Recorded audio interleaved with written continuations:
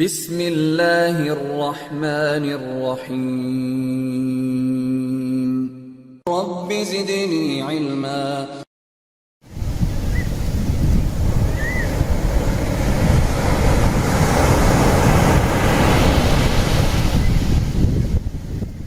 ورحمۃ اللہ وبرکاتہ۔ بسم اللہ الرحمن الرحیم، الحمد للہ والصلاة والسلام علی رسول اللہ وعلی آلہ وصحبہ ومن والاه۔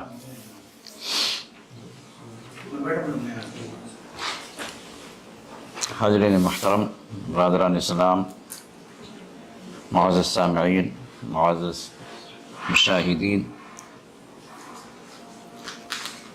یہ دور حدیث کا ہمارا 11واں دن ہے یا 11ویں مجلس ہے۔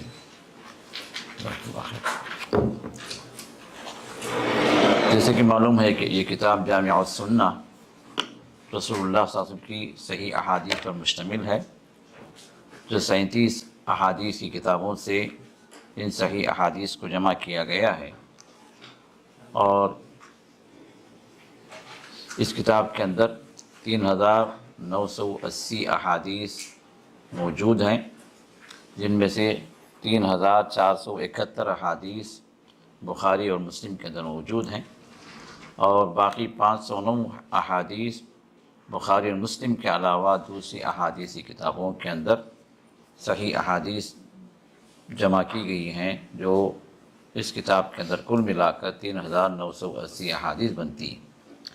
ان میں سے الحمدللہ ہم پڑھ چکے ہیں 332 احادیث کو، ہم اس سے پہلے کی مجالس میں الحمدللہ اللہ کی توفیق سے پڑھ چکے ہیں۔ اللہ تعالی ہمیں عمل کی بھی توفیق عطا فرمائے، اور رسول اللہ صلی اللہ علیہ وسلم سے محبت کی بنیاد پر آپ کے ساتھ جنت الفردوس میں ہم سب کو جمع فرمائے، آمین یا رب العالمین۔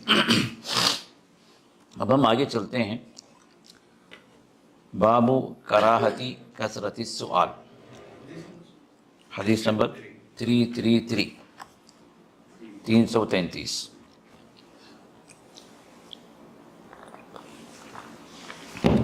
یہ دراصل چیپٹر ہے کتاب العلم کا، تیسری کتاب ہے، تیسرا چیپٹر ہے کتاب العلم، اور اس کا یہ تیسرا باب ہے، باب کراہتی کثرت السؤال۔ کثرت سے سوال کرنے کی ناپسندیدگی ہے۔ صرف سوال کرنا، عمل کے لیے نہیں، عمل کے لیے سوال کرنا الگ چیز ہے، لیکن سوال کرنا کیا ہے؟ ایک تو عمل کرنے کا کوئی مقصد نہیں ہے، صرف ایسے سوال کرتے جاؤ۔ دوسرا ہے کہ سامنے والے کا اختبار لیں، اس عالم کا اختبار، اس عالم کو جو ہے دیکھیں بھائی کیا کتنا ہے معلوم ہے، دیکھو یہود آ کر سلام اسی طرح سوال کرتے تھے اللہ کے رسول۔ اور اسی طرح تعجیزی کا مطلب کیا ہے؟ ایسے سوالات کرو کہ بولتی بند ہو جائے، ہاں بولنا ان کے لیے ممکن نہ ہو، عاجز کرنے والے سوالات کرو۔ تو اس طرح کے سوالات سے شریعت میں ناپسند کیا گیا، اس طرح کے سوالات کو، بلکہ اللہ تعالیٰ نے بھی منع کیا، جیسے آگے بات آئے گی۔ ہاں کوئی انسان جو ہے عمل کے لیے کسی عالم سے سوال کرتا ہے، وہ جو ہے ممدوح ہے، وہ جو ہے قابل تعریف ہے، بلکہ مطلوب ہے، کیونکہ علم کے بغیر انسان عمل نہیں کر سکتا۔ تو یہاں جو مراد ہے ویسے ہی جو بغیر کسی عمل کے مقصد کے سوالات کرتے جانا، یا سامنے والے کے علم کی گہرائی کو ناپنے کے لیے، یا علماء کو ڈیگریڈ کرنے کے لیے، یا جو ہے ان کی شان میں ان کو اختبار یا ان کو امتحان دینے کے غرض سے، تو اس طرح کی چیزیں جو ہیں یہ منع کی گئی ہیں۔ تو آئیے ہم احادیث کی طرف چلتے ہیں۔ 333 خا میم بخاری مسلم، عن انس رضی اللہ عنہ قال سألوا النبی صلی اللہ علیہ وسلم حتی احفوہ فی المسئلہ۔ کچھ لوگوں نے رسول اللہ صلی اللہ علیہ وسلم سے سوال کیا، اتنا زیادہ سوال کیا کہ انہوں نے سوال میں بہت ہی زیادتی کر دی، زیادہ سوال کرنے لگے۔ فخرج حين زاغت الشمس، جب سورج کو زوال ہوا تو رسول اللہ صلی اللہ علیہ وسلم تشریف لائے، فصلی الظہر، آپ نے ظہر کی نماز ادا فرمائی۔ ظہر کے بعد فقام علی المنبر، پھر آپ ممبر پر کھڑے ہو گئے۔ یہ دیکھیے جمعے کا خطبہ نہیں ہے، تو امام ممبر استعمال کر سکتا ہے جمعے کے علاوہ بھی، کسی کوئی ضروری کام ہے لوگوں کو جمع کر کے ممبر پر وہ کوئی نصیحت کر سکتا ہے۔ فقام علی المنبر، رسول اللہ صلی اللہ علیہ وسلم نے کئی ایک مرتبہ جو ہے اس طرح واقعات ثابت ہیں، غیر جمعہ بھی آپ نے ممبر پر کھڑے ہو کر کئی باتیں فرمائی۔ تو یہاں پر بھی آپ فقام علی المنبر، ممبر پر آپ کھڑے ہوئے، فذکر الساعہ، تو پھر آپ نے قیامت کا ذکر کیا۔ وذکر 333 وذکر ان بین یدیہا امورا عظاما، پھر آپ نے جب قیامت کا ذکر کیا تو قیامت سے پہلے کی کئی بڑی بڑی نشانیاں آپ نے ذکر فرمائی۔ ثم قال، پھر آپ نے فرمایا، اب یہ لوگ سوال کر رہے تھے نا، تو آپ نے فرمایا کہ من احب ان یسأل عن شیء فلیسأل، جو اب مجھ سے سوال کرنا چاہے سوال کر لے۔ فواللہ لا تسألونی عن شیء الا اخبرتکم به ما دمت فی مقامی ھذا،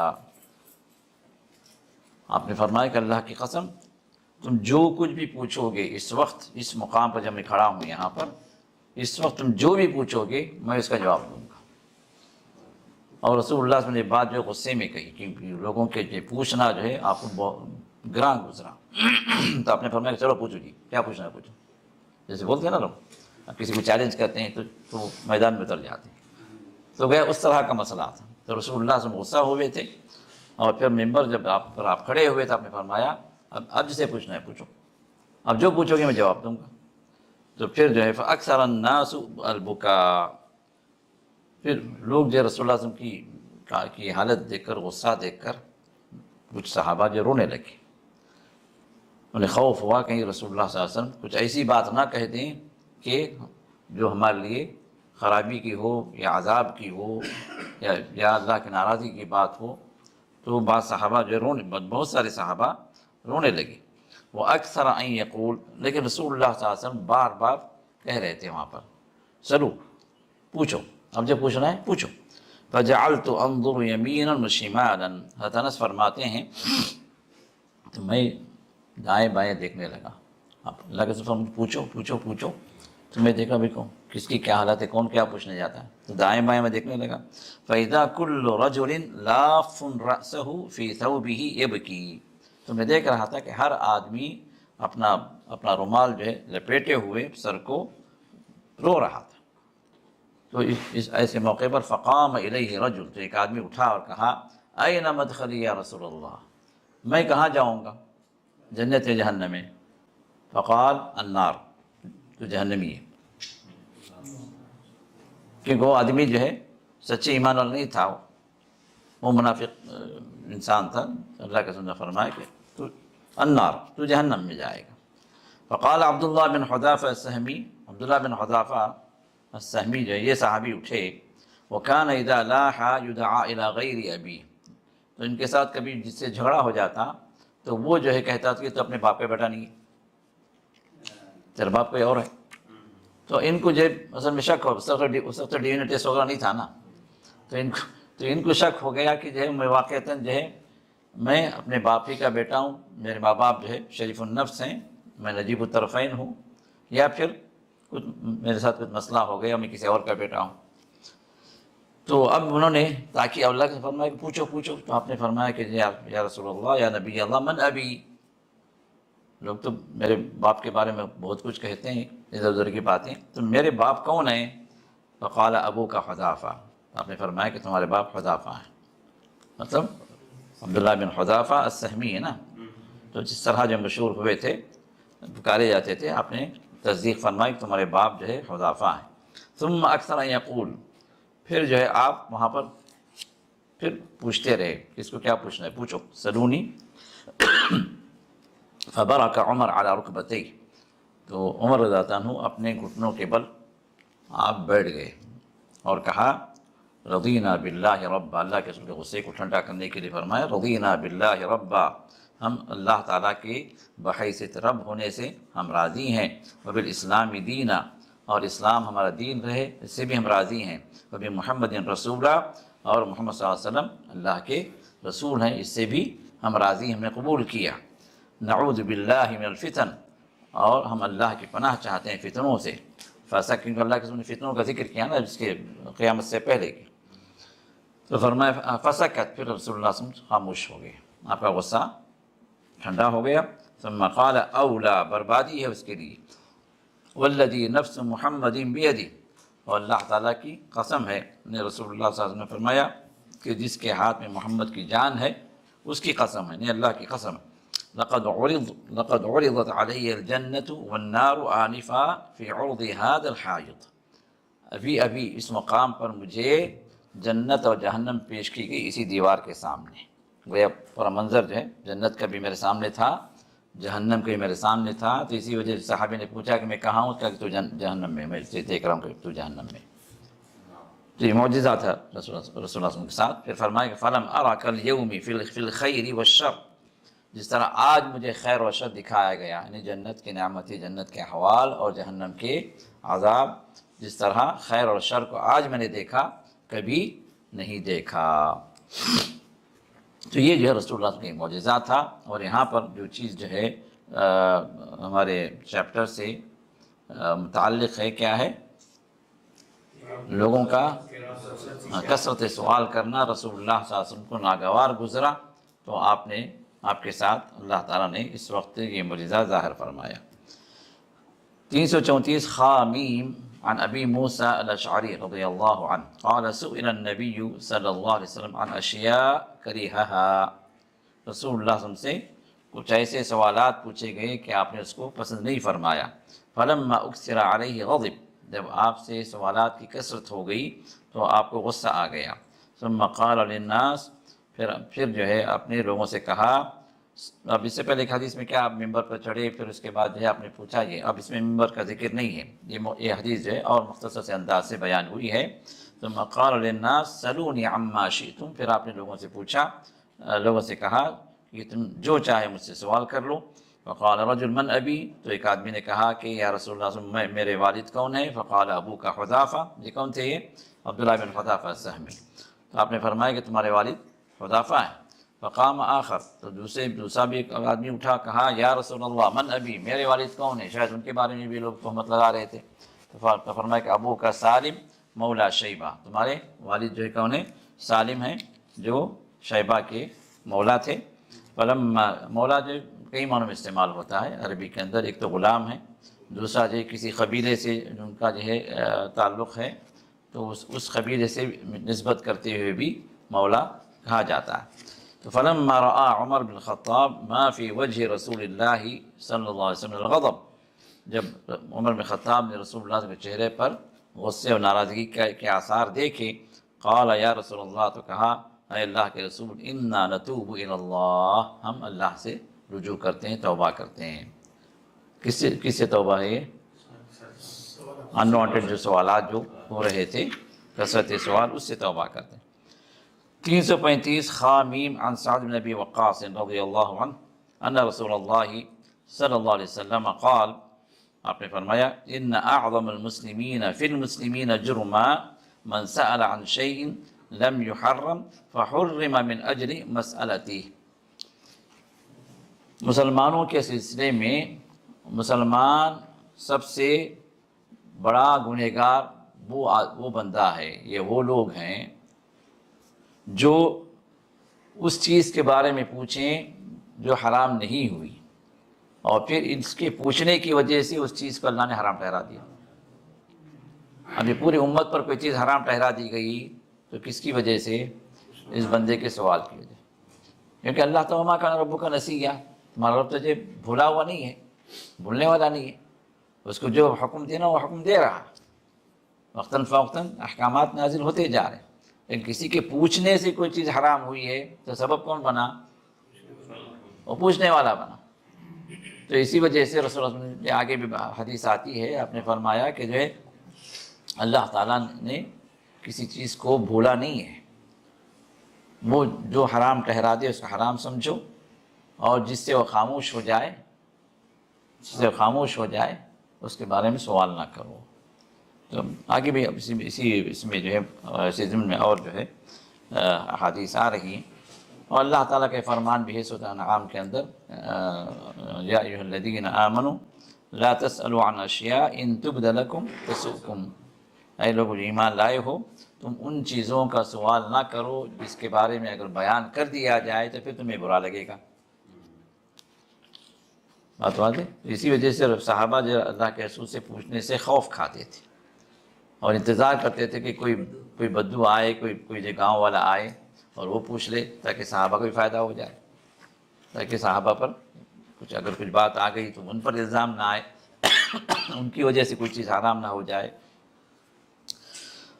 336 مسلم عن ابی ہریرہ رضی اللہ عنہ ان النبی صلی اللہ علیہ وسلم قال، آپ نے فرمایا ان اللہ یرضی لکم ثلاثا، کہ اللہ تعالیٰ تین باتوں کو پسند فرماتے ہیں تمہارے لیے، ویکرہ لکم ثلاثا، اور تین باتوں کو ناپسند کرتے ہیں تمہارے لیے۔ تین پسندیدہ ہیں اللہ کو، تین ناپسندیدہ۔ فیرضی لکم، تو جو اللہ تعالیٰ تمہارے لیے پسند کرتے ہیں وہ کیا ہے؟ نمبر 1 ان تعبدوہ ولا تشرکوا بہ شیئا، کہ تم اللہ تعالیٰ ہی کی عبادت کرو اور اس کے ساتھ کسی کو شریک نہ کرو۔ اور نمبر 2 وَأَن تَعْتَصِمُوا بِحَبْلِ اللَّهِ جَمِيعًا، اور تم سب مل کر اللہ کی رسی کو مضبوطی سے تھام لو۔ اللہ کی رسی سے کیا مراد ہے؟ قرآن اور حدیث، جس طرح تفسیر میں بات آ چکی ہے۔ نمبر 3 وَلَا تَفَرَّقُوا، اور فرقوں میں نہ بٹو۔ وَيَكْرَهُ لَكُمْ، اور جو چیزیں تمہارے لیے اللہ نے ناپسند کی ہیں وہ کیا ہے؟ قیل وقال، ایسے کہا گیا، جو لوگ جو ہے جو باتیں کرتے ہیں نا بغیر کسی تحقیق کے، بغیر کسی علم کے۔ وکثرت السؤال، اور سوال زیادہ کرنا۔ اور نمبر 3 واضاعۃ المال، مال کو بیکار چیزوں میں ضائع کرنا یا مال کا اسراف کرنا، یہ تینوں چیزیں اللہ تعالیٰ نے ناپسند فرمائی ہیں۔ 337 خامیم عن عائشہ رضی اللہ عنہا قالت تلا رسول اللہ صلی اللہ علیہ وسلم، رسول اللہ صلی اللہ علیہ وسلم نے اس آیت کو تلاوت فرمایا۔ وہ آیت کیا ہے؟ هو الذی انزل علیک الکتاب منہ آیات محکمات وقرأت الى وما يذکر الا اولو الالباب، یعنی وہ آیت جو ہے آخر تک سورہ آل عمران کی آیت ہے، چوتھی آیت، 5ویں آیت ہے۔ تو اس آیت میں اللہ تعالیٰ نے جو فرمایا ہے، اور رسول اللہ صلی اللہ علیہ وسلم نے اس آیت کو تلاوت آپ نے فرمائی کہ هو الذی انزل علیک الکتاب، کہ وہی اللہ ہے جس نے آپ پر کتاب کو نازل کیا۔ کتاب سے مراد ہے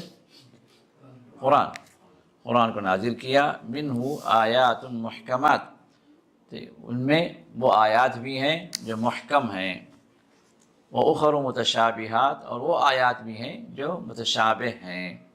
اب یہ محکم اور متشابہ سے مراد کیا ہے؟ محکم اور متشابہ سے مراد یہ ہے کہ محکم سے مراد جس کے معنی واضح ہیں، اور متشابہ سے مراد کیا ہے؟ جس کے معنی نہیں بتلائے گئے، جیسے حروف المقطعات ہیں، حامیم، یاسین، الف لام را، الف لام میم را، الف لام میم صاد، حامیم عین سین قاف، یہ حروف مقطعات جو آئے ہیں اس کے معنی کیا ہیں؟ اللہ اعلم بمرادی، کہ اللہ ہی بہتر جانتے ہیں اس کے کیا معنی ہیں۔ اب لوگ جو اپنی طرف سے جو اس میں بھی جو ہے انہوں نے لگا دیا، ہاں کہ بھائی یاسین سے مراد اللہ کے رسول ہیں، الف لام میم سے مراد الف سے اللہ، لام سے جبریل، میم سے محمد۔ کہاں سے لائے سب چیزیں؟ جب اللہ اس کے رسول خاموش ہو گئے، پھر ہمارا آپ کا بھی کیا رویہ ہونا چاہیے؟ ہم بھی خاموش ہو جائیں اور اپنی طرف سے اس میں وہ بات نہ کہیں جو بات اللہ نے یا اس کے رسول نے نہیں فرمائی۔ تو ایک معنی تو محکم اور متشابہ کا یہ ہے، اور دوسرا معنی یہ ہے کہ محکم سے مراد جس کا معنی بالکل ظاہر ہے، واضح ہے، جس کی تفسیر جس کے مروی ہے، اور متشابہ سے مراد وہ ہے جس کی تفصیلات جو مروی نہیں ہیں، جیسے قیامت، جیسے حدیث کے اندر جو اس میں قرآن کے اندر دابۃ الارض کا ذکر کیا گیا۔ اب دابۃ الارض حدیث کے اندر قیامت کی بڑی نشانیوں میں سے زمین سے ایک عجیب و قسم کا جانور نکلے گا۔ اب قرآن کے اندر اس کی تفسیر نہیں ہے، جتنی تفسیر اللہ کے رسول سے ثابت ہے ہم کہیں گے کہ ہاں اس سے مراد یہ ہے، جو نہیں ہے اس کو اپنی طرف سے بیان نہیں کیا جائے گا۔ تو پھر آگے اللہ فرماتے ہیں، یہ حضرت عائشہ فرماتی ہیں فَإِذَا رَأَيْتُمُ الَّذِينَ يَتَّبِعُونَ مَا تَشَابَهَ مِنْهُ، جب تم دیکھو کہ ان لوگوں کو جو محکم کو چھوڑ دیتے ہیں اور پیچھے پڑتے ہیں متشابہ، جو جس کے معنی واضح نہیں ہیں، یا جس کے معنی رسول اللہ صلی اللہ علیہ وسلم سے یا اللہ تعالیٰ سے مروی ہمیں معلوم نہیں ہوا ہے، وارد نہیں ہے، فَأُولَٰئِكَ الَّذِينَ سَمَّى اللَّهُ فَاحْذَرُوهُمْ، تو یہی لوگ ہیں جن کو اللہ تعالیٰ نے جن کا ذکر کیا ہے، تو لہذا تم ان سے بچو۔ کیا ذکر کیا ہے؟ تو اسی آیت میں اللہ نے فرمایا کہ فَأَمَّا الَّذِينَ فِي قُلُوبِهِمْ زَيْغٌ فَيَتَّبِعُونَ مَا تَشَابَهَ مِنْهُ ابْتِغَاءَ الْفِتْنَةِ وَابْتِغَاءَ تَأْوِيلِهِ، تو اللہ فرماتے ہیں کہ جن کے دلوں کے اندر ٹیڑھ ہے، کجی ہے، صحیح ایمان نہیں ہے، تو یہ لوگ کیا کرتے ہیں؟ محکم کو چھوڑ دیتے ہیں، اس کے معنی واضح ہیں، جو احکام واضح ہیں ان کو چھوڑ دیتے ہیں اور پیچھے پڑتے ہیں کس کے؟ متشابہ کے۔ اور وہاں پر مقصد کیا ہے؟ ابتغاء الفتنہ، فتنہ چاہتے ہیں یہ لوگ، ابتغاء تاویل، وہ اپنے طور سے جو معنی بیان کرنا چاہتے ہیں۔ یہ صحیح لوگوں کا منہج نہیں ہے، صحیح ایمان والوں کا یہ طریقہ نہیں ہے۔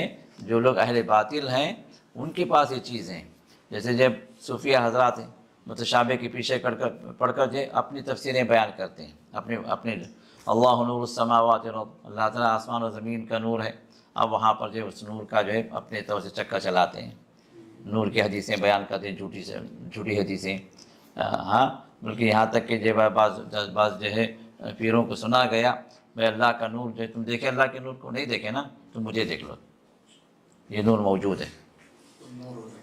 ہاں، تو اس طرح کی جو ہے الٹی سیدھی باتیں کرتے ہیں، اللہ ہدایت دے۔ تو یہ جو ہے متشابہ جو آیات ہیں، یہ وہ معنی جو اللہ اس کے رسول سے مروی نہیں ہیں، تو ان چیزوں کے پیچھے پڑھ کر وہ اپنے طور سے بیان کرتے ہیں، جو در حقیقت گمراہی کے اندر پہنچنا ہے۔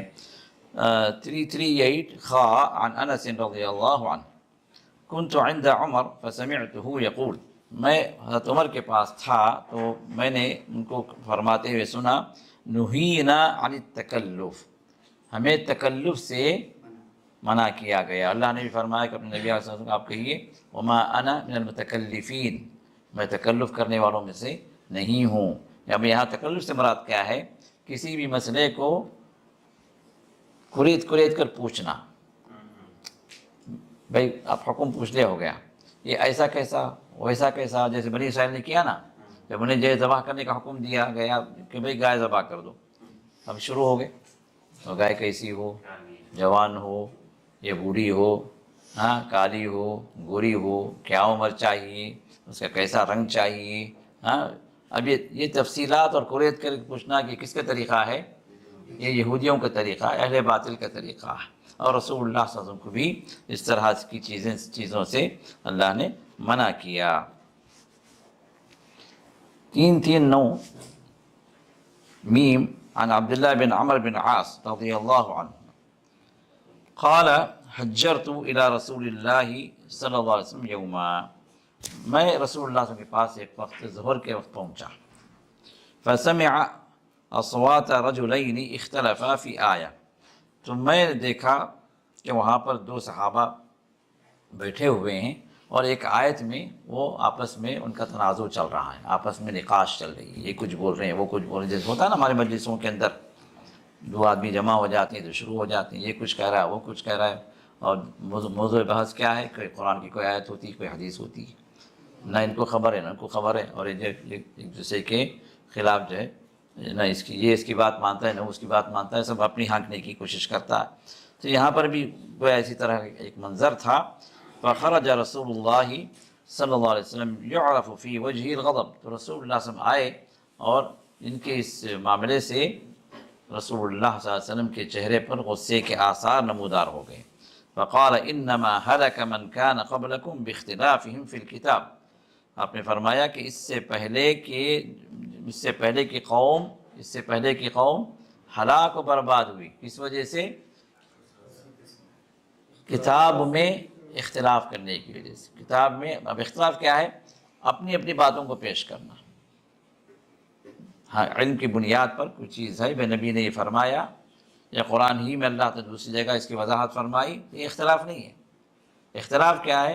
اپنے اپنے آراء کو پیش کرنا اور اپنی اپنی باتوں کو پیش کر کے ایک دوسرے کے مخالف ہو جانا. جزاک اللہ خیر. تو اس کی وجہ سے وہ ہلاک و برباد ہوئے. 340 خامیم بخاری مسلم عن انس رضی اللہ عنہ قال بینما نحن جلوس مع النبی صلی اللہ علیہ وسلم فی المسجد. ہم رسول اللہ صلی اللہ علیہ وسلم کے ساتھ مسجد میں بیٹھے ہوئے تھے ایک مجلس میں. اذا دخل رجل علی جمل، ایک آدمی اونٹ پر آیا. ثم اناخہ فی المسجد، پھر وہ مسجد کے احاطے میں اس نے اپنی اونٹنی کو بٹھا دیا، کیونکہ مسجد اس وقت جو ہے فرش کیا تھا؟ کچا فرش تھا، مٹی سے مٹی تھا. تو مسجد کے باہر جو جہاں تک نماز پڑھتے ہیں اس کے بعد کا جو ایریا جو کھلا ہوا تھا تو وہاں پر اونٹنی کو لایا، بٹھا دیا. پھر ثم عقل، پھر اس کو باندھ دیا. ثم قال، پھر پوچھا ایکم محمد، محمد کون ہے؟ اب یہ بدو تھا، اب اس کو ادب و احترام کوئی نہیں پتا. کہا کہ کون بھائی محمد؟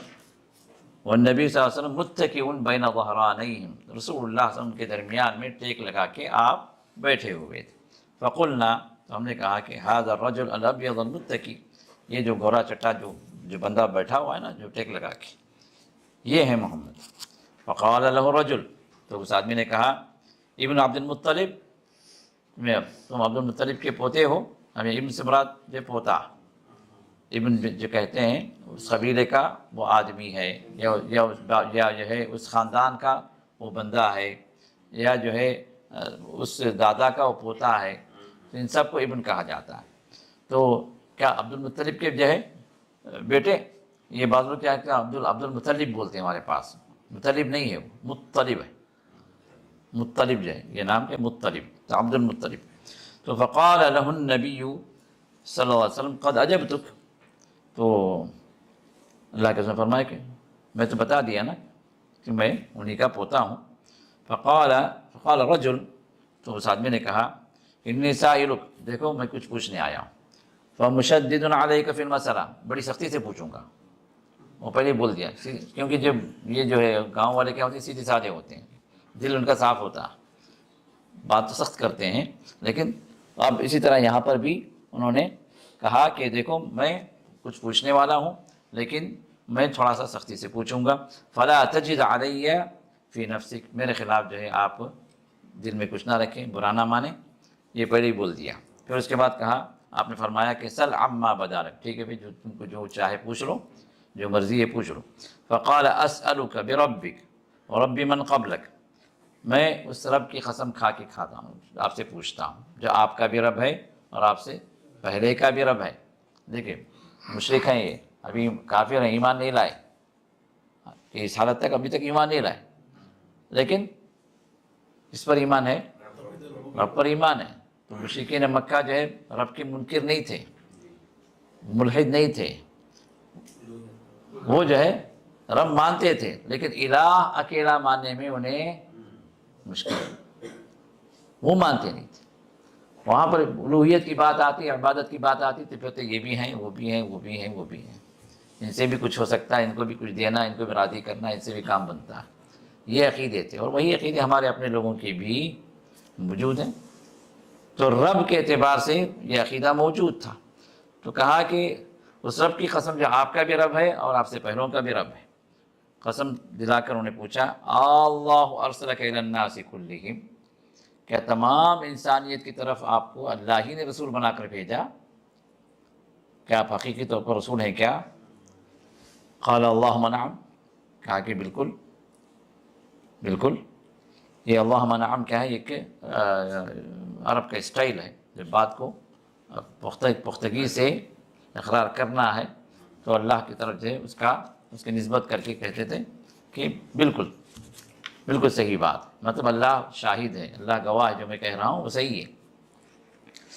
پھر اس کے بعد وہ کہتا ہے انشدک باللہ، تو اس اللہ کی میں قسم کھا کے آپ سے پوچھ رہا ہوں، اللہ امرک ان تصلی الصلوات الخمس فی اليوم واللیلہ، کیا ایک دن کے اندر 5 وقت کی نمازوں کا حکم کیا اللہ نے دیا ہے؟ تو آپ نے فرمایا کہ اللہم نعم، جی بالکل اللہ نے دیا ہے۔ پھر پوچھا انشدک باللہ، میں اللہ کی قسم دے کے پوچھتا ہوں، اللہ امرک ان تصوم هذا الشہر من السنہ، سال میں سے ایک مہینے کا روزہ جو رکھنے کا آپ حکم دے رہے ہیں، کیا اللہ تعالیٰ نے حکم دیا یہ؟ تو کہا کہ اللہم نعم، جی ہاں بالکل۔ پھر پوچھا انشدک باللہ، یہ اسلام کے جو ارکان ہیں، کیونکہ رسول اللہ صلی اللہ علیہ وسلم جو ہے تبلیغ و دعوت کے لیے صحابہ کو قریوں میں بھیجتے تھے، ان کو بتانے کے لیے بھائی اسلام کے احکام ہے، تم مسلمان ہو جاؤ۔ تو ان کے پاس بھی کوئی جو ہے کوئی قاصد پہنچا تھا، تو اب اس کی تصدیق کے لیے یہ یہاں پر پہنچے کہ واقعی یہ بات صحیح ہے یا نہیں۔ تو اب ان کو جن باتوں کا ان کے ساتھ ذکر کیا گیا، ان باتوں کو اب یہاں پر اللہ کے رسول سے پوچھ رہے ہیں یا ارکان اسلام کے بارے میں۔ تو یہاں پر پھر آپ نے پوچھا، اب اس کا ہو گیا کس کا، اللہ کے رسول کی رسالت کے بارے میں پوچھ لیے اور نمازوں کے بارے میں پوچھ لیے۔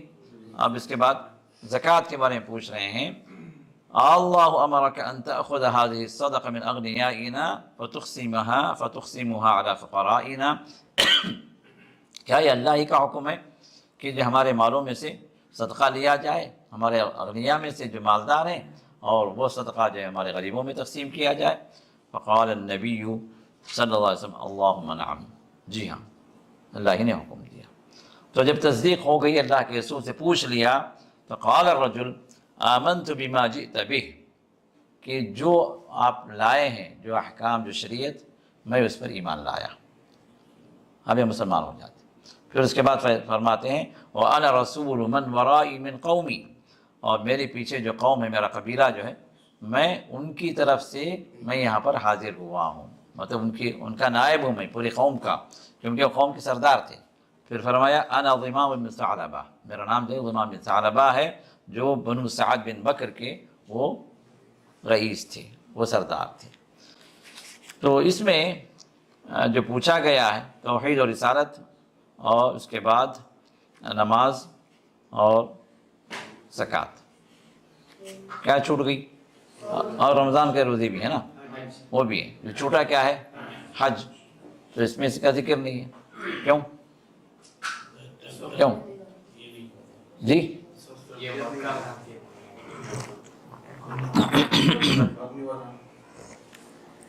کیونکہ حج اس وقت تک فرض نہیں ہوا تھا نا، حج فرض ہوا کب؟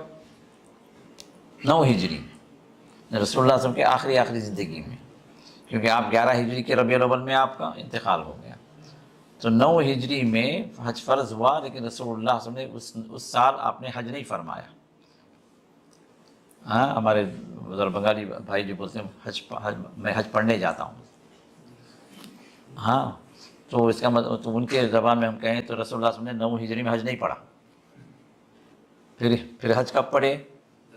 10 میں، تو 10 ہجری میں آپ نے حج کیا، اور 11 ہجری مطلب حج کے بعد 10 ہجری حجۃ الوداع کا موقع، حج کا مہینہ کون سا ہے؟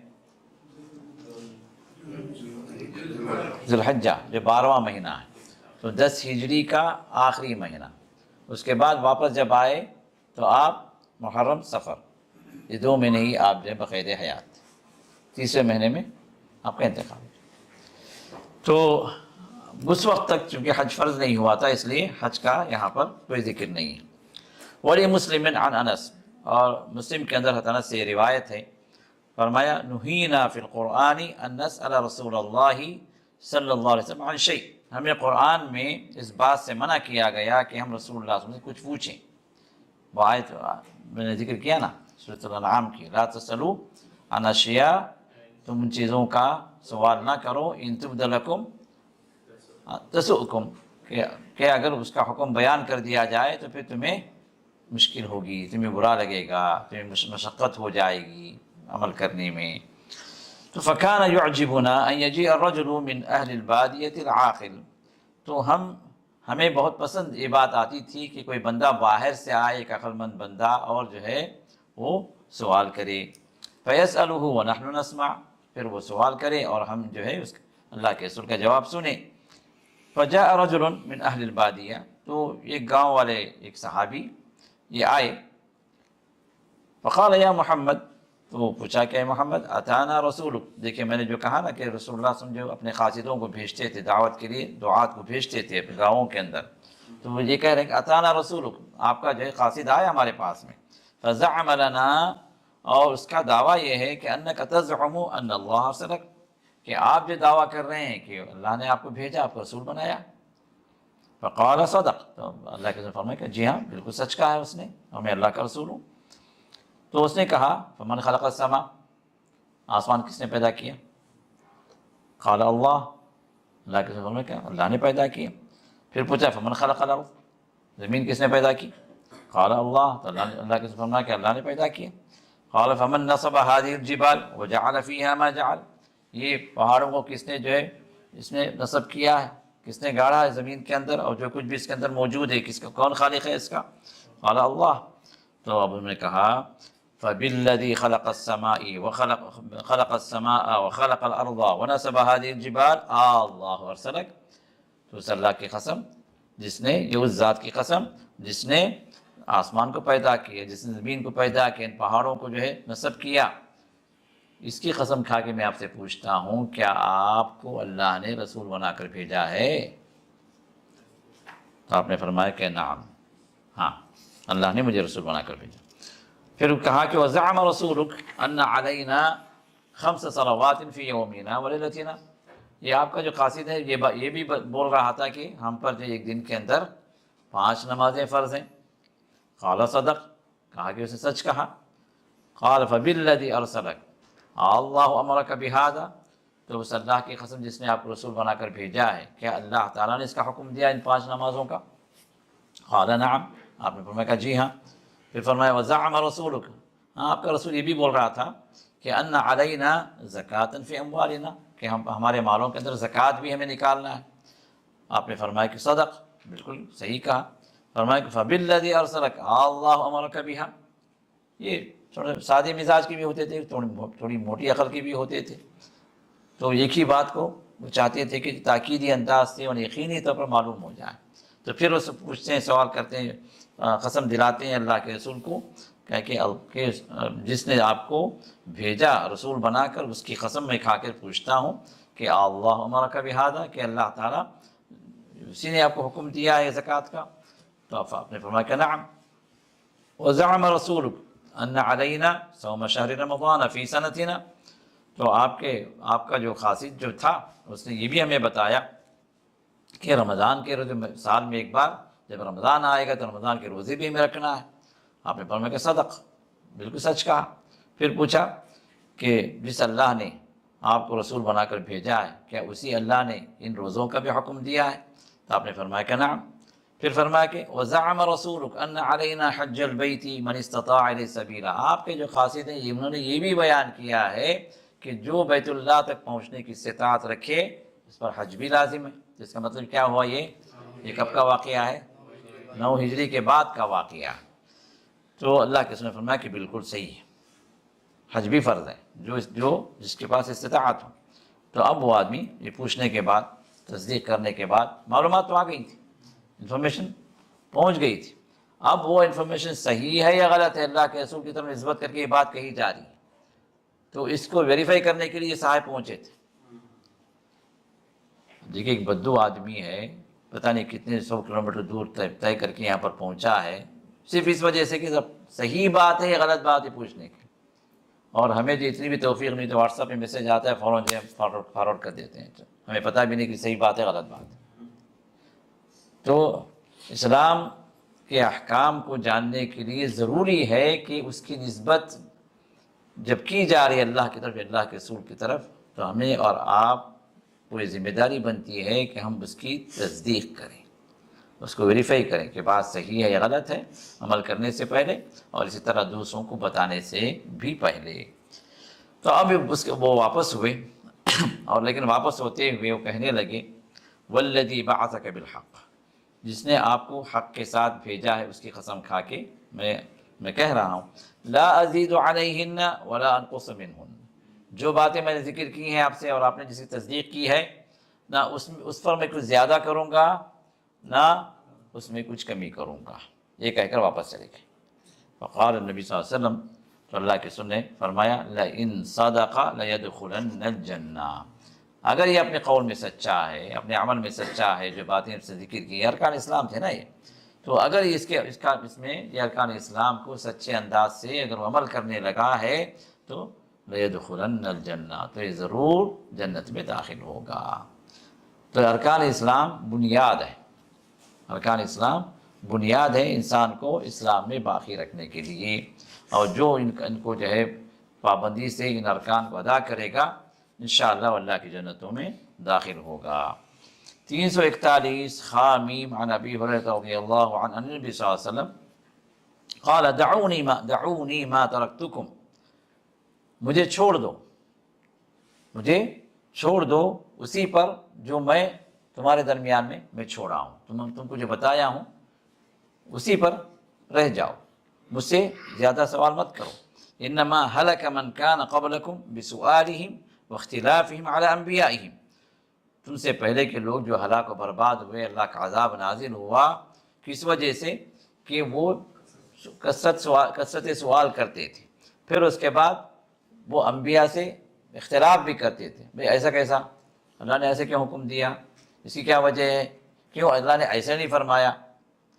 تو انبیاء پر اعتراضات اور سوال کی کثرت یہ جو انہیں ہلاک و برباد کر دیا۔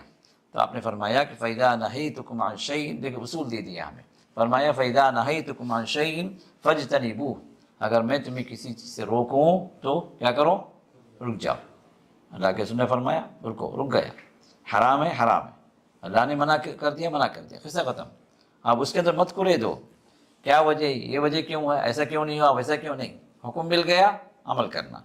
وَإِذَا أَمَرْتُكُمْ بِأَمْرٍ، جب میں تمہیں کسی معاملے کا حکم دوں، کرنے کی بات کہوں، فَأْتُوا مِنْهُ مَا اسْتَطَعْتُمْ، تو جتنا تمہاری طاقت میں ہے، تمہاری قدرت میں ہے، اتنا تم بجا لاؤ۔ اب اللہ تعالیٰ نے نماز کا حکم دیا، ٹھیک ہے، نماز ادا کرنا ہے، لیکن ایک آدمی جو ہے، ایک آدمی سفر میں ہے، اب وہ کیا کرے، قصر کرے، قصر کرے۔ تو جتنا طاقت میں ہے، اب ایک آدمی جو بیمار ہے، نہیں کھڑا ہو سکتا، تو کیا کرے، بیٹھ کر پڑھے۔ استطاعت اللہ تعالیٰ نے جتنی دی ہے اس اعتبار سے اس حکم کو بجا لانا ہے۔ یہ روایت بخاری کی ہے، اور مسلم کی روایت میں کیا ہے، خطبنا رسول اللہ صلی اللہ علیہ وسلم فقال، رسول اللہ صلی اللہ علیہ وسلم ایک مرتبہ اپنے خطبہ دیا، پھر فرمایا یا ایھا الناس، اے لوگو، قد فرض اللہ علیکم الحج فحجوا، یہ حجۃ الوداع کے موقع پر رسول اللہ کا خطبہ تھا، تو آپ نے سب فرمایا اے لوگو، اللہ نے تم پر حج کو فرض کیا ہے تو لہذا حج کرو۔ فقال رجل، ایک آدمی نے کہا کل عام، دیکھو جو سوال سے منع کیا گیا نا، اس کی ایک مثال یہاں پر دی گئی ہے، کیوں اللہ کے رسول نے منع کیا سوالات سے۔ فرمایا ایک آدمی نے کہا کل عام یا رسول اللہ، جب اللہ کے رسول نے فرمایا کہ اللہ نے تم پر حج کو فرض کیا تو لہذا حج کرو، اب ایک آدمی اٹھتا ہے اور کہتا ہے کہ اے اللہ کے رسول، کیا ہر سال ہمیں حج کرنا ہے، ہاں کیا ہر سال ہمیں حج کرنا ہے؟ تو رسول اللہ تھوڑی دیر خاموش ہو گئے، پھر فرمایا، پھر وہ 3 مرتبہ پوچھا، آپ نے خاموشی اختیار کر لی، جواب نہیں دیا، تو پھر پوچھا، خاموش رہے، پھر پوچھا کیا ہر سال ہے حج؟ تو رسول اللہ 3 مرتبہ پوچھنے کے بعد آپ نے فرمایا لو قلت نعم لوجبت ولما استطعتم، اگر میں ہاں کہہ دوں تو تم پر ہر سال واجب ہو جائے گا، اور یہ تم کر نہیں پاؤ گے۔ صحیح بات ہے نا، سال میں حج کرنے کے لیے جب آدمی جو زندگی بھر جو پونجی جمع کر رہا، اب ہر سال کا حج اگر ہو جاتا تو ہوتا کیا، ہر ایک مشقت ہو جاتی۔ تو پھر آپ نے فرمایا ذرونی ما ترکتکم، جتنا میں نے تمہیں بتایا ہے، جو کچھ علم میں تمہارے لیے چھوڑ رہا ہوں اسی پر رہ جاؤ، اور مجھ سے سوالات نہ کرو۔ فَإِنَّمَا هَلَكَ مَنْ كَانَ قَبْلَكُمْ بِكَثْرَةِ سُؤَالِهِمْ وَاخْتِلَافِهِمْ عَلَى أَنْبِيَائِهِمْ، جس سے پہلے کے لوگ جو ہلاک و برباد ہوئے اس کی وجہ کیا تھی، ان کے سوال کی کثرت تھی، اور معلوم ہونے کے بعد پھر انبیاء پر ان کے اعتراضات تھے۔ فَإِذَا أَمَرْتُكُمْ بِشَيْءٍ، تو جب تمہیں کسی بات کا حکم دوں کرنے کا، فَأْتُوا مِنْهُ مَا اسْتَطَعْتُمْ، تو جتنا تم کر سکتے ہو کرو، اور وَإِذَا نَهَيْتُكُمْ عَنْ شَيْءٍ فَدَعُوهُ، اور جب میں تمہیں کسی بات سے روکوں تو چھوڑ رک جاؤ۔ 342 عن ابن عباس رضی اللہ عنہ، ابن عباس کی روایت ہے، قال، آپ فرماتے ہیں کان قوم یسألون رسول اللہ صلی اللہ علیہ وسلم استہزاءً، کچھ لوگ تھے جو رسول اللہ صلی اللہ علیہ وسلم سے آ کے سوال کرتے تھے ہنسی مذاق میں، اللہ کے رسول کا ٹھٹول اڑانے کے لیے، دیکھو یہ نبی ہے جی، یہ نبی ہے، دیکھو اس کا جواب نہیں معلوم، کیونکہ رسول اللہ صلی اللہ علیہ وسلم جو بھی بیان فرماتے وہ وحی کے ذریعے فرماتے، کوئی سوال آپ سے کیا جاتا اور آپ کو اس کا علم نہیں دیا گیا تو کیا کرتے ہیں، خاموش ہو جائے، جیسے اصحاب کہف کا سوال تھا، 3 سوالات کیے گئے نا جو سورہ بنی اسرائیل کے جو ذکر کیے گئے، تو یہ یہود جو ہے 3 سوالات یہ لوگ کیے مشرکین مکہ کو، ایک اور روایت میں کہ مشرکین مکہ کو یہ لوگ پیچھے سے چابی دے کے چھوڑے، جاؤ جاؤ جا کے پوچھو، کہ اگر نبی ہے تو یہ بتائے گا، نبی نہیں ہے تو یہ نہیں بتا سکتا، تو اس میں سے سوال کیا تھا اصحاب کہف کا، دوسرا تھا ذوالقرنین کا، تیسرا سوال تھا روح کے بارے میں، روح کیا ہے۔ اب رسول اللہ صلی اللہ علیہ وسلم کو علم نہیں دیا گیا تھا کیونکہ پچھلے زمانے میں قصے تھے، تو آپ نے فرمایا کہ کل آ جاؤ، کل جواب دے دیتا ہوں، اور ذہن میں کیا تھا کہ جبریل تو آ رہے ہیں روزانہ، تو جبریل آئیں گے تو میں پوچھ لوں گا، پھر ان کو جواب دے دوں گا، لیکن آپ نے انشاءاللہ نہیں کہا، انشاءاللہ نہیں کہا، تو اللہ تعالیٰ نے انشاءاللہ کی اہمیت کو بتانے کے لیے نبی سے وحی کو روک لیا، جبریل کو نہیں بھیجا۔ اب 1 دن گزرے، 2 دن گزرے، پورا مہینہ نکل گیا، اور رسول اللہ انتظار میں جبریل آئیں گے تو میں پوچھ کے بتاؤں گا۔ آپ یہاں پر یہ لوگ بولنے لگے، دیکھیں اپنے آپ بڑا جو بول رہے تھے نا نبی نبی رسول بول کے، کدھر ہے، کہاں ہے جواب ان کے؟ تو رسول اللہ سے بڑی تکلیف ہوتی تھی کہ ابھی مذاق اڑا رہے ہیں، ٹھٹول اڑا رہے ہیں۔ تو اس کے بعد پھر جبریل نازل ہوئے اور یہ آیتیں لے کر آئے، وَلَا تَقُولَنَّ لِشَيْءٍ إِنِّي فَاعِلٌ ذَلِكَ غَدًا إِلَّا أَن يَشَاءَ اللَّهُ، آپ کبھی نہیں یہ نہ کہیں کہ میں یہ کام کل کر دوں گا، کل جواب دے دوں گا، کل بتا دوں گا، سوائے کہ تم انشاءاللہ کہو، اگر اللہ چاہے تو اسی وجہ سے اگر اللہ چاہے تو انشاءاللہ کہہ کر کوئی انسان قسم بھی کھا لے تو قسم جو ہے پوری ہونا ضروری نہیں ہے، یہ معلوم ہے آپ، قسم کا کفارہ ضروری نہیں ہے، بھائی قسم کھاؤ، میں یہ کام کروں گا، قسم کھاؤ، جی میں یہ کام ضرور، اللہ کی قسم میں سب یہ کام ضرور کروں گا انشاءاللہ، اگر انشاءاللہ کا ٹیگ لگا دیا تو اس کی قسم کا اعتبار نہیں ہے، کیونکہ وہ اللہ کی مشیت پہ چھوڑ دیا۔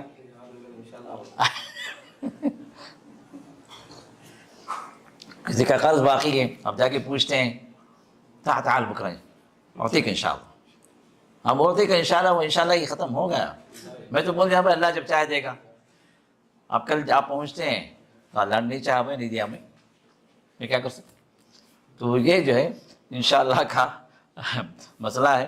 تو یہاں پر اب یہ ٹھٹول اڑانے کے لیے، مذاق اڑانے کے لیے اللہ کے رسول سے سوالات پوچھتے تھے، فیقول الرجل، تو کوئی پوچھتا من ابی، میرا باپ کون ہے ذرا بتاؤ، اللہ کے رسول تھوڑی کس کا باپ کون ہے جو ڈی این اے ٹیسٹ کے بغیر جو بتانے کے لیے اللہ کے رسول آئے تھے، ہاں، تو کوئی پوچھتا کہ میرا باپ کون ہے، کوئی پوچھتا کہ تضل ناقتہ این ناقتی، میری اونٹنی گم گئی ہے، ذرا بولو ذرا میری اونٹنی کہاں ہے، ہاں، تو سوالات جو ہے ایسے جو کیا کہتے ہیں سوال تافہ جو کہتے ہیں نا، بگڑے پڑے سوالات، ہاں، جو اللہ کے رسول کا مذاق اڑانے کے لیے جو پوچھتے تھے، تو اس طرح کے سوالات، تو اللہ تعالیٰ نے آیت نازل فرمائی، یا ایھا الذین آمنوا، اے لوگوں جو ایمان لائے ہو، لا تسألوا عن اشیاء، ان چیزوں کے بارے میں نہ پوچھو، ان تبد لکم، اگر تم پر ظاہر کر دیا جائے تو پھر وہ تمہیں برا لگے۔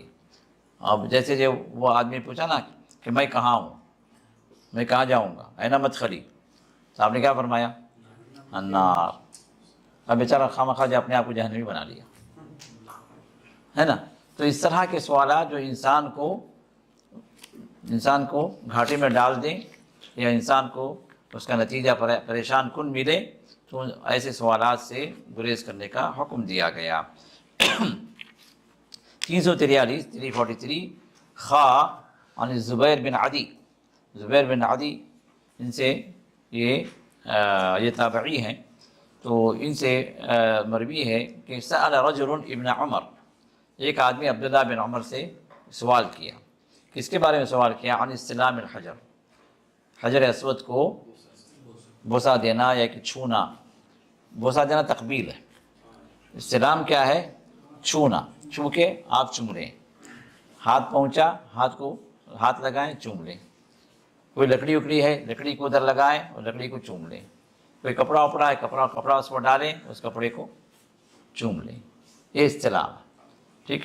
لیکن کچھ بھی نہیں ہے، آپ دور سے ہیں، ہاتھ ہلائے، جو چوم لیے. یہ ان کی فلائنگ کیسز ان کے جو ہے، ان کے اپنے خاندان کے، ان کے قوم کے ہیں، یہ اسلام کے نہیں. ٹھیک ہے. تو اشارہ کر کے جو چومنا نہیں ہے، صرف اشارہ کرنا ہے. لگ گیا اس کو تو پھر چومیں. تو جب ان سے پوچھا کہ حجر اسود کو چومنے کے بارے میں، فقال رأیت رسول اللہ صلی اللہ علیہ وسلم یستلمہ ویقبلہ. فرمایا کہ دیکھو میں نے رسول اللہ صلی اللہ علیہ وسلم کو دیکھا، میں خود دیکھا ہوں کہ اللہ کے رسول نے اس کو چھوا بھی ہے اور چوما بھی ہے. قال ارأیت ان زحمت ارأیت ان غلبت. تو کہا کہ آپ کی کیا رائے ہے اگر جو ہے میں رش میں پھنس گیا، رش زیادہ ہو گیا، مطلب میں کیسے اس کا استعلام کروں؟ آپ کی کیا رائے ہے اگر جو ہے میں مغلوب ہو گیا وہاں پر ایک کام کرنے کے لیے، میں آگے نہیں بڑھ سکا، تو کیا آپ کی کیا رائے ہے؟ تو انہوں نے کہا کہ ارأیت اجعل ارأیت بالیمن. یہ ارأیت آپ کی کیا رائے جو پوچھا نا، یہ رائے کی چیزیں تم یمن میں چھوڑو. مطلب دین میں رائے نہیں ہے. فرمایا رأیت رسول اللہ صلی اللہ علیہ وسلم یستلم ویقبل. میں نے اللہ کے رسول کو دیکھا کہ آپ نے استلام بھی کیا ہے اور تقبیل بھی کیا ہے، چوما بھی ہے. بس اتنا ہی. یہ سنت ہے. کر سکتے کرو، نہیں کر سکتے چھوڑو. اب یہاں پر آپ کی کیا رائے ہے؟ یہ رائے جو یمن میں پھینکو. مطلب اس کا کوئی جو ہے دخل نہیں ہے شریعت کے اندر کسی کی رائے کا. تو اسی لیے دین کا جو سوال اگر کیا جائے تو یہ پوچھیں اللہ اس کے رسول کا کیا حکم ہے. یہ نہ پوچھیں کہ بھئی آپ کی کیا رائے، کہ دین میں رائے دینے کا کسی کو حق نہیں ہے. کسی کو حق نہیں ہے. یہ اور بات ہے کہ کوئی چیز منصوص نہیں ہے، قرآن حدیث میں واضح نہیں ہے، تو ویسی کوئی چیز پوچھی جا رہی ہے تو علماء جو ہے اپنے اجتہاد سے، جو متمکن علماء ہیں، جو اس قابل ہیں، تو جو فقہا، تو وہ جو اپنی رائے سے کوئی چیز کو پیش کریں. وہ اجتہادی بات ہوگی، اس پر آپ عمل کریں یا نہ کریں اس پر آپ کو کوئی گناہ نہیں ہے. لیکن اللہ کے رسول سے کوئی بات آ گئی آپ عمل نہ کریں تو گنہگار ہے. تو دین اللہ اس کے رسول کا ہے، کسی کے کہنے کا، کسی کے رائے پر کوئی چیز ہمارے دین کی ڈیپینڈنٹ نہیں ہے. یہ باب تو یہ چیپٹر ختم ہوا. اس کے بعد چوتھا چیپٹر ہے کتاب الاسلام والایمان والاحسان. وہ چیپٹر جو اسلام کے بارے میں ہے، ایمان کے بارے میں، احسان کے بارے میں. یہ تین چیزیں کیا ہیں؟ ہاں، دین کے مراتب میں. بارک اللہ فیکم. دین کے مراتب میں تو پہلا مرتبہ اسلام کا ہے، دوسرا مرتبہ ایمان کا ہے، تیسرا مرتبہ احسان کا ہے. گویا تین سیڑھیاں ہیں آپ کے دینی مراتب کو ایلیویٹ کرنے کا. پہلی سیڑھی کیا ہے؟ اسلام ہے. یہ اس کے بعد ایمان ہے، پھر اس کے اوپر احسان کا درجہ ہے. تو اس کا مطلب یہ ہوا کہ جو اسلام کو قبول نہیں کیا وہ ایمان کے درجے پر نہیں پہنچ سکتا. جو اسلام اور ایمان کو تسلیم نہیں کیا وہ احسان کے درجے پر نہیں پہنچ سکتا. تو احسان کے درجے پر آنے کے لیے ایمان بھی لازمی ہے اور اسلام بھی لازمی ہے. اور یہاں پر یہ بات بھی معلوم ہوئی کہ اسلام ایک الگ چیز ہے، ایمان ایک الگ چیز ہے. اسلام ظاہری اطاعت کا نام ہے اور ایمان باطنی تسلیم اور تصدیق کا نام ہے. اور احسان کیا ہے؟ وہ درجہ ہے جس کے اندر انسان ایسی عبادت کرے گویا وہ خود اللہ کو دیکھ رہا ہے، یا کہ یہ شعور پیدا کرے کہ وہ اپنی عبادت، اس کی عبادت کو اللہ تعالیٰ دیکھ رہے ہیں. تو اب یہاں پر ان دین کے مراتب کے سلسلے میں بات شروع ہوئی ہے. اس سلسلے میں جو احادیث صحیح احادیث ہیں ان کو جمع کیا گیا ہے. تو یہاں پر پہلا چیپٹر کیا ہے؟ باب تعریف الاسلامی ولوازمہ. اس بات کا، اس چیز کا بیان جو اسلام کو بیان کرنے والی جو احادیث ہیں اور اسلام سے ریلیٹڈ جو چیزیں ہیں ان کو بیان کرنے والی احادیث اس باب میں جمع کیا گیا۔ 344 خامیم، بخاری و مسلم، عن ابن عمر قال رسول اللہ صلی اللہ علیہ وسلم بنی الاسلام علی خمس، یہ مشہور حدیث ہے کہ اسلام کے 5 ارکان ہیں، شہادت اللہ الہ الا اللہ وان محمد عبدہ ورسولہ، یہ کلمے کی گواہی کہ اللہ کے سوا کوئی عبادت کے لائق نہیں ہے، اس بات کی گواہی دینا، اور اس بات کی گواہی دینا کہ محمد صلی اللہ علیہ وسلم اللہ کے بندے بھی ہیں اور رسول بھی ہیں، بندے بھی ہیں رسول بھی ہیں، مطلب بندے ہونے کے اعتبار سے پورے بندے ہیں، سب اللہ کے بندے ہیں، لیکن جو چیز دوسرے بندے نہیں ہو کیا ہے؟ رسول، یہ صرف اللہ کے رسول کے لیے یہ مرتبہ خاص ہو گیا۔ تو وَإِقَامِ الصَّلَاةِ، اور نماز کا قائم کرنا، وَإِيتَاءِ الزَّكَاةِ، زکوٰۃ کی ادائیگی، وَحَجِّ الْبَيْتِ، اور بیت اللہ کا حج کرنا، وَصَوْمِ رمضان، اور رمضان کے روزے۔ یہ مسلم کی حدیث ہے، اور بخاری کے جو حدیث ہے نہیں، دوسری ایک اور روایت میں، مسلم ہی کی اور روایت میں، الاسلام ان تشہد ان لا الہ الا اللہ، اسلام کیا ہے کہ تم اللہ کی وحدانیت کی گواہی دو اور محمد صلی اللہ علیہ وسلم کی رسالت کی گواہی دو، نماز کو قائم کرو، زکوٰۃ کو قائم کرو، زکوٰۃ کو ادا کرو، اور رمضان کے روزے رکھو، اور اگر تمہیں استطاعت ہے تو حج بیت اللہ کرو۔ اب یہاں پر کیا ہے؟ حج بیت اللہ کو بعد میں ذکر کیا اور رمضان کے روزوں کو پہلے ذکر کیا۔ تمام احادیث کے اندر جو بات مشترک ہے وہ کیا ہے؟ پہلے کلمے کی گواہی، پھر اس کے بعد پہلا رکن جو بندے پر فرض ہوتا ہے وہ کیا ہے؟ نماز۔ یہ 2 چیزوں میں اختلاف نہیں ہے، یہ 2 چیزیں ہر حدیث کے اندر آپ کو اسی ترتیب سے ملیں گی۔ اس کے بعد جو ہے روزے ہیں، زکوٰۃ ہے، حج ہے۔ اب اس کے بارے میں روات کا اختلاف ہے کہ کون آگے کون پیچھے۔ کوئی راوی جو ہے رمضان کے روزوں کو زکوٰۃ پر مقدم کیے، کوئی راوی جو ہے زکوٰۃ کو مؤخر کیے، اور حج کو جو ہے انہوں نے پہلے ذکر کر دیا۔ تو یہ 3 چیزوں کے اندر بعض روایات کے اندر ترتیب آگے پیچھے ہے، لیکن مشہور جو روایات ہیں، جو ارکان ہیں، وہ اسی ترتیب سے ہیں۔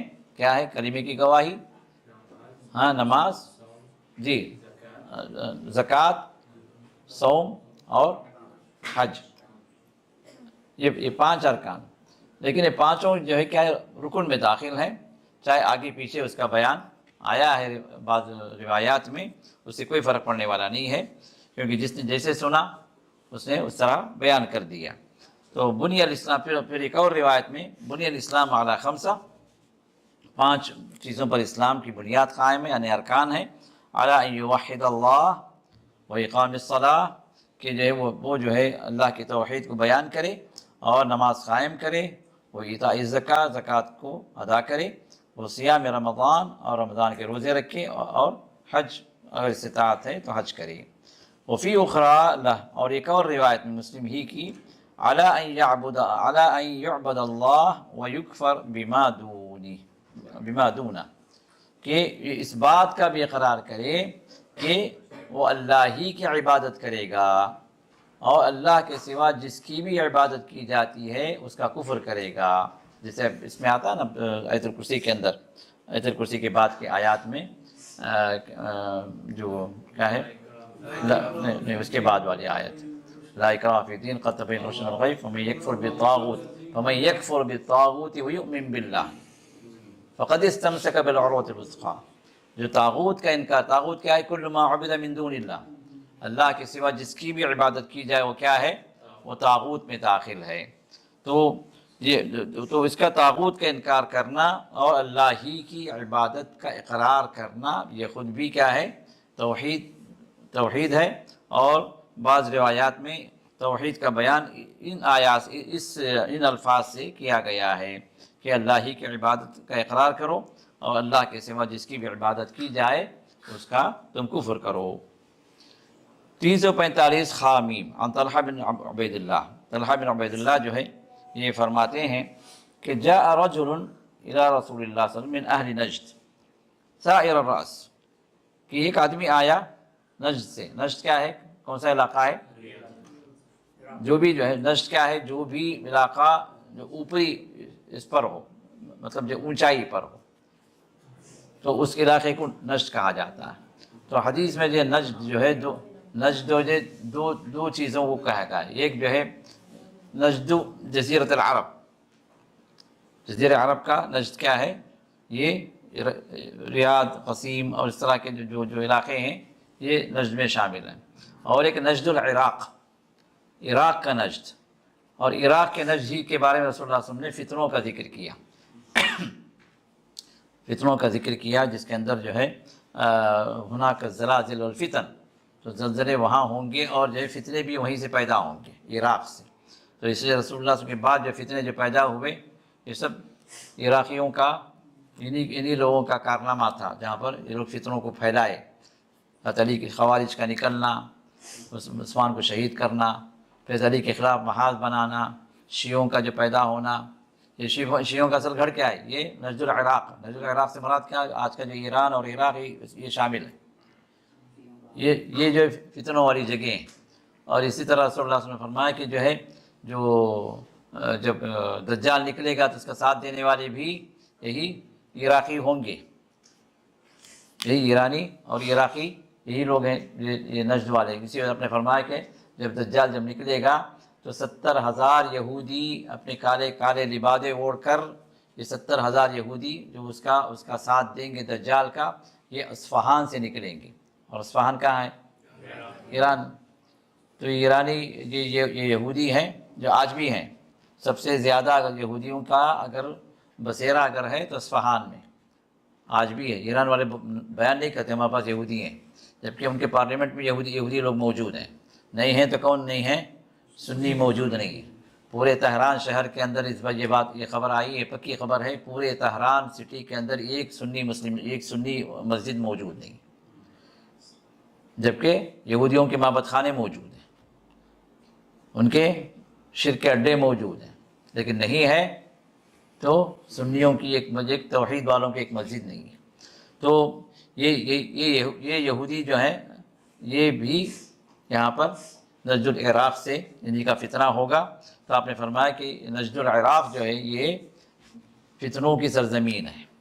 اور ہمارے انڈیا پاکستان میں جب نجد کا لفظ آتا ہے تو یہ بیان کرتے ہیں کہ یہ جو ہے یہ وہابی نجدی بولتے ہیں نا، یہ وہابی نجدی۔ ہاں، تو نجدی مراد نہیں کہ امام عبدالوہاب نے جو پیش کیا ہے توحید کو جو دعوت دی ہے، قرآن حدیث کی دعوت کو انہوں نے جو زندہ کیا، تو اس کو کہتے ہیں فتنہ، جبکہ وہ اصلاح، عقیدوں کی اصلاح تھی۔ اور فتنوں کا اللہ کے سن کیا جو فرمایا وہ نجد العراق ہے، یہ سرزمین نہیں ہے۔ جی کس کا یہ جو نجد ہے وہ عراق کے بارے میں؟ عراق ہے، جی نجد العراق ہے، اس کی وضاحتیں ہیں، احادیث ہیں اس سلسلے میں۔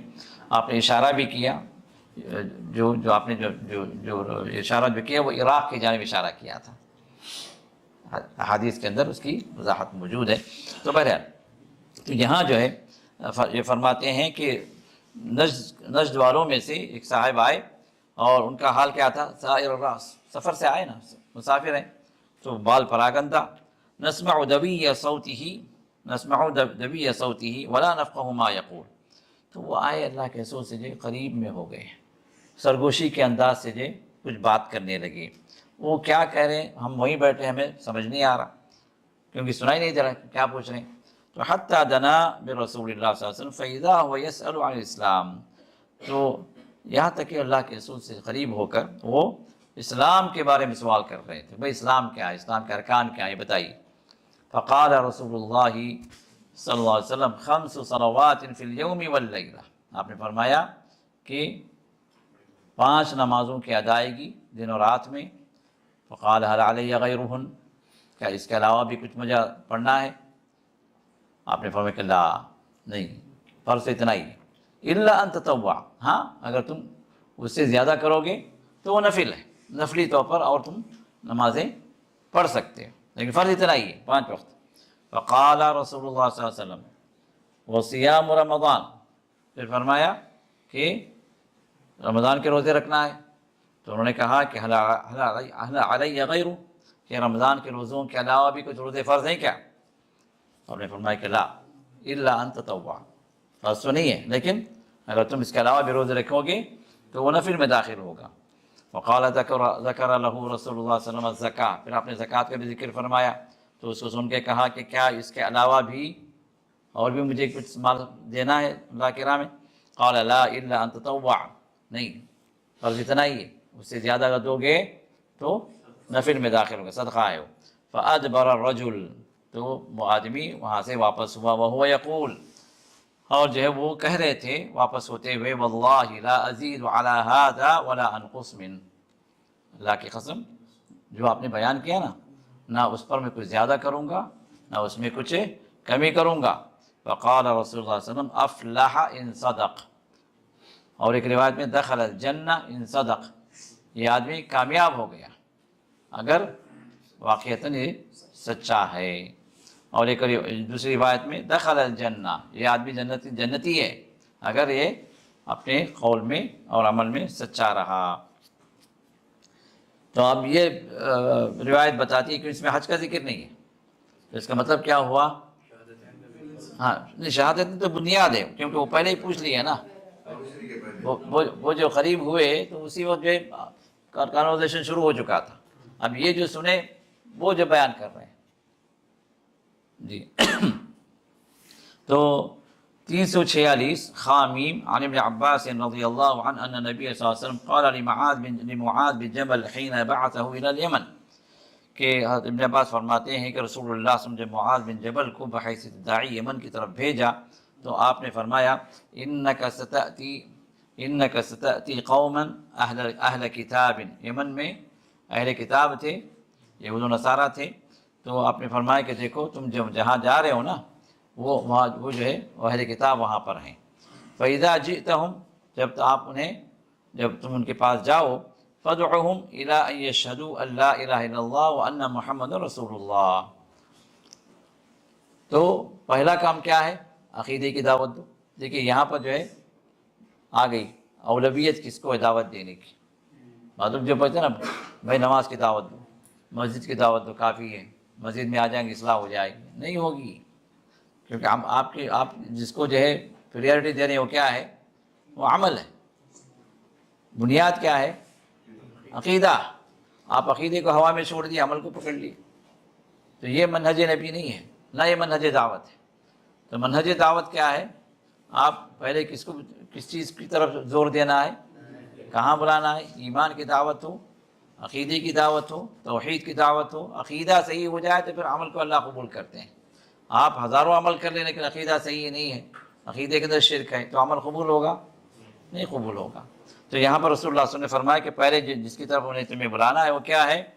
فَادْعُهُمْ إِلَىٰ أَن يَشْهَدُوا أَن لَا إِلَٰهَ إِلَّا اللَّهُ، کہ ان کو جو دعوت دو یہاں تک کہ وہ اس بات کی گواہ بن جائیں کہ اللہ کے سوا کوئی عبادت کے لائق نہیں، اور رسول اللہ صلی اللہ علیہ وسلم، یہ محمد صلی اللہ علیہ وسلم اللہ کے رسول ہیں، پہلے وہ اس کو تسلیم کر لیں۔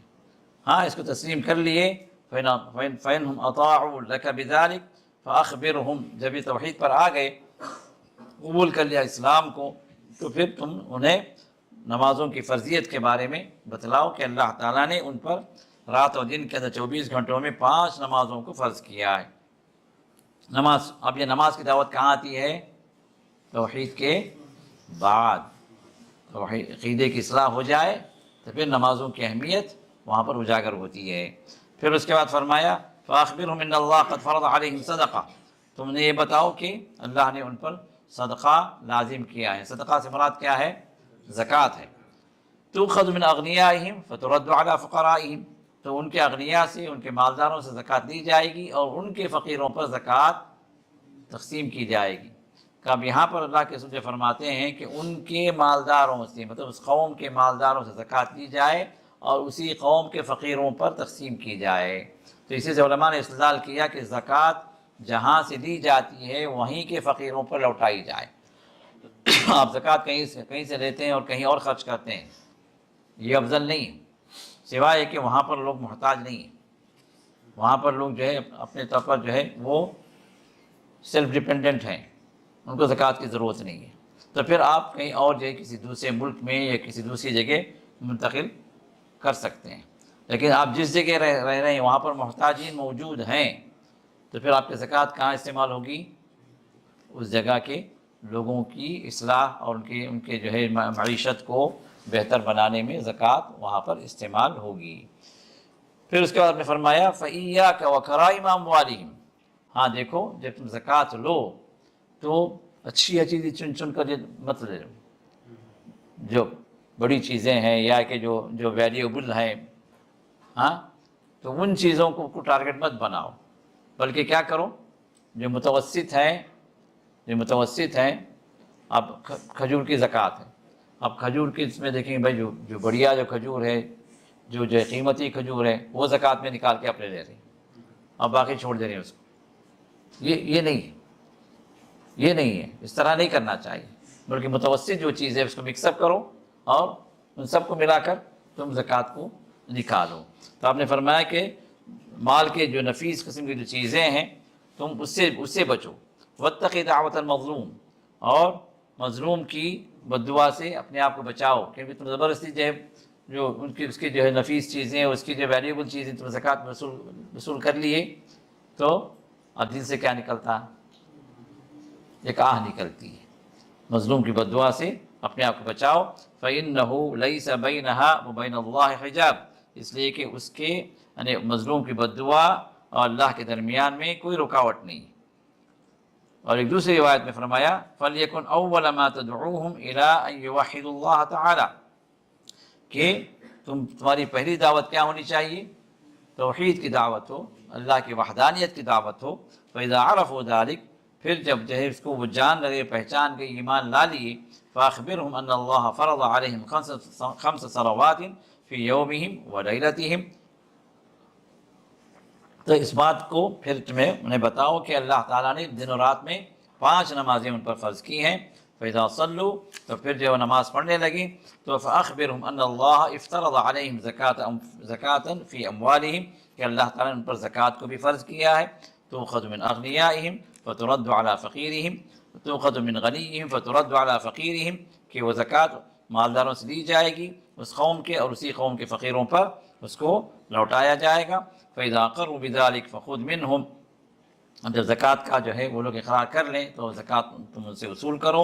وَتَوَقَّ كَرَائِمَ أَمْوَالِ النَّاسِ، لیکن لوگوں کی جو نفیس چیزیں ہیں اس سے بچو، وہ زکوٰۃ میں اس کو چن چن کر نہ لو، کیونکہ رسول اللہ صلی اللہ علیہ وسلم کیا کرتے تھے، ہر سال جو ہے زکوٰۃ کی وصولی کے لیے لوگوں کو بھیجتے تھے، قاصدین کو بھیجتے تھے، اور وہ لوگ جو ہے جاتے تھے، اور اب مثال کے طور پر جو ہے میرا ایک باغ ہے، اب اس میں زکوٰۃ، تو کیا کرتے تھے، اب وہ جو بندہ کیا زکوٰۃ کی وصولی والا کیا آتا تھا اور پورے درختوں کا جائزہ لیتا، کتنا پھل اس کے اندر جمع ہوا ہے اس کو جمع کرتا، پھر اس سے جو ہے اس زکوٰۃ کتنی بنتی ہے وہ بتاتا کہ بھئی زکوٰۃ اتنی بنتی ہے، تمہیں زکوٰۃ نکالو اس میں سے، اتنا تمہیں زکوٰۃ میں ادا کرنا۔